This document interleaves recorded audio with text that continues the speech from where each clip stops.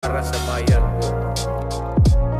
Nung siya pa ang nakaupo, ramdam natin ang kaligtasan. Pagkat dahil sa kanya, ang krimen ay nabawasan. Mga adik inorasan at sila ay pinasuko. Sa bayan kong Pinas, siya ang tunay na may puso. Ngunit ngayong tapos na ang kanyang panunungkulan. Kung tratuhin ng gobyerno ay parang salot sa lipunan. Siya'y pinagkaisahan ng mga nakaupo. Sa laban mo kasama kaming mga taga Cotabato. Ganito ba talaga ang batas sa Pilipinas? Sino pa yung nasa tama ay siya ba ang nakaposas? Puti pa yung mga adik, meron kayong malasakit. Eh paano naman yung ginahas at pinatay ng adik? Saguna niya nakasambi ang pagkamalapad silak. Mimbaso bang imatay no tagaw ang makagilag? Araw-araw may patayan na tila babaligsahan. At ang mga mahihirap ay lalo pang nahirapan. Duterte pa rin kahit na ano man ang mangyari. Duterte ang pinakamagaling na presidente. Sa laban mo Duterte, kakampi mo ang marami. Noon